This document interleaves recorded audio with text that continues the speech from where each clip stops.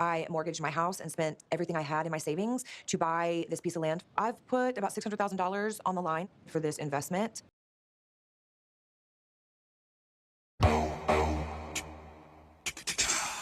$600K. She's done all that. $600K. And the wildest thing is that Everton put down what? Nothing. Just crazy that she wants to build a business with someone that isn't even putting in anything forward to the business. The only thing that he did was find the land.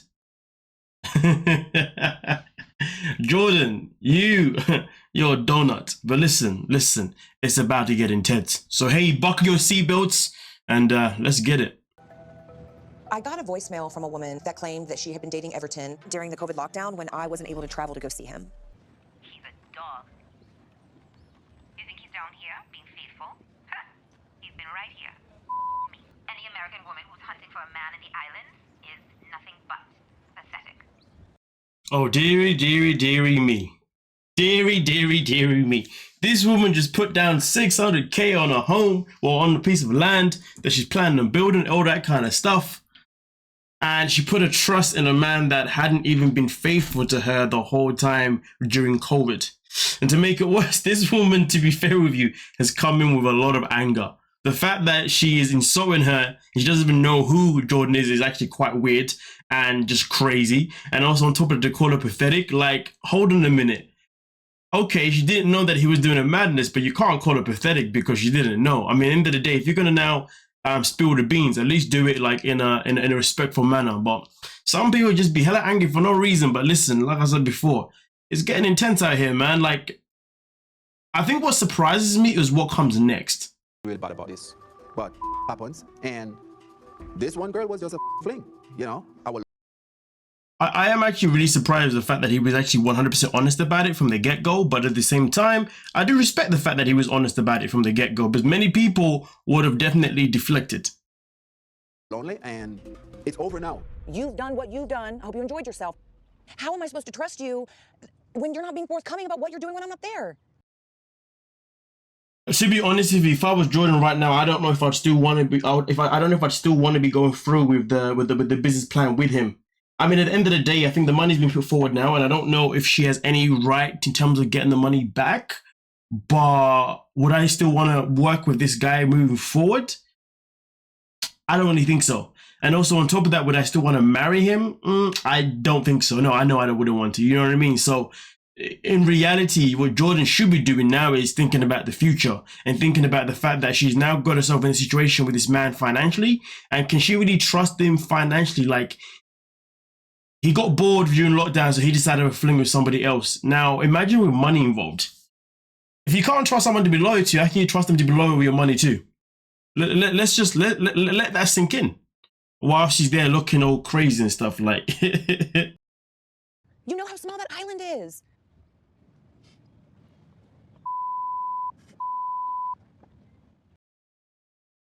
Doesn't matter how small the island is. He thought he was going to get away with it. It's as simple as 1, 2, 3.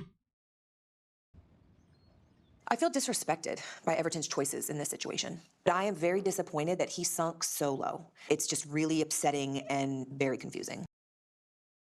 I don't know what's confusing, to be honest with you. Like, it was probably going to happen. I mean, I'm not being funny, but at the end of the day, one, he's a Caribbean man. You know, if you didn't know anything from Sherloin in the previous season, then I don't know. And two, he's a Caribbean man and he's also a black man. Too many of us have needs, you know what I mean? I actually don't know if a black man can actually do a long distance. No, a confident black man can do a long distance relationship and, you know, not do the hanky panky. I mean, okay, yeah, we can. 100%. It is definitely possible. 100%. But COVID was like over 2 years. That's a long time, you know, a long time. Like, and to be fair, depending on restrictions, it may even be longer than that. It's a bit of a sticky one still. So to be honest with you, I don't know why she's even surprised, but like I said before, I do respect the fact that he doesn't even deny it. He's just upfront about it. But boy, like I said before, if I'm Jordan now, to be honest with you, I don't know if I'd want to continue moving forward with this guy. I mean, I know I wouldn't personally, but hey ho, this is 90 Day Fiancé. I'm sorry, hon. She was just a fling. Okay, so there's no love there. I mean, listen, fantastic, hallelujah. But just because she was a fling, there's no love there. There's no saying that he won't do it again. Because let's not forget their relationship is still long distance anyway. And to be fair, the woman on the voicemail also made a very good point. Don't think that I was the only one, and I think that's the part where she needs to be thinking about.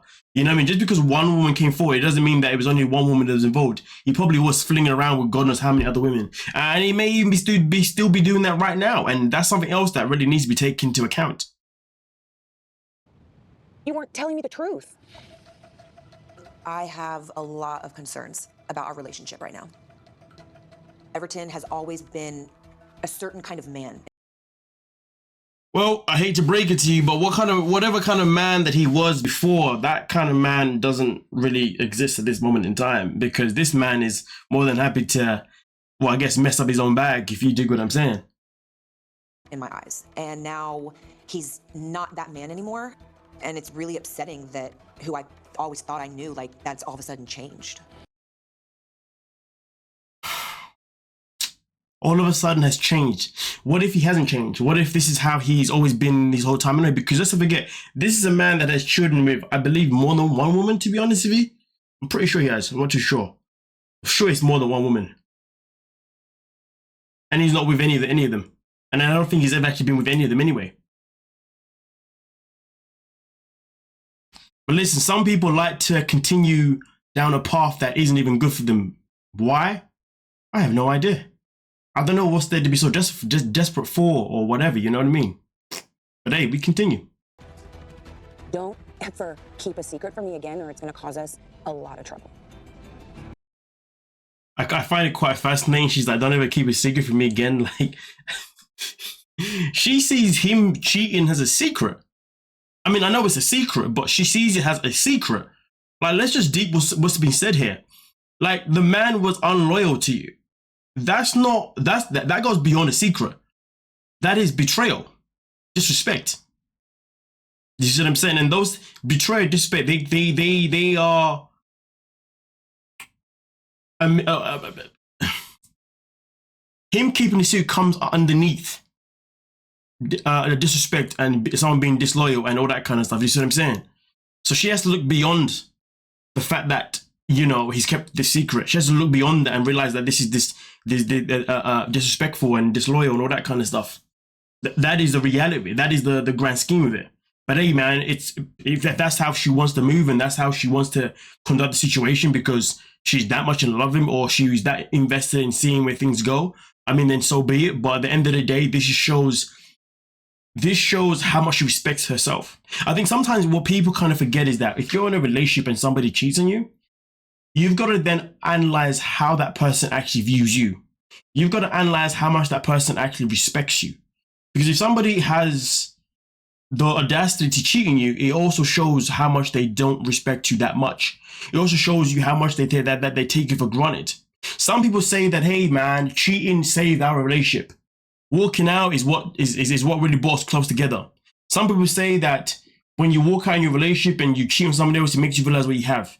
Now, I'm not saying that any of these things are true, but it also says that you don't recognize what you have. And it also says that you're too lazy to recognize what you have and you're too lazy to work on what you already have, that you'd rather go elsewhere. Because really and truly, it is easier to go and cheat than it is to work on your relationship. So in reality, if you're going to cheat, then walk out in your relationship. Don't cheat to recognize how good your relationship is. And nobody should be accepting someone back just because they've recognized how good they have it now. No, because at the end of the day, if I cheat on you and you take me back, then that tells me that your value of yourself is not a good value. That's the bottom line. I'll be looking at you thinking, right, you let me actually cheat on you and get away with it? You must not value yourself very highly.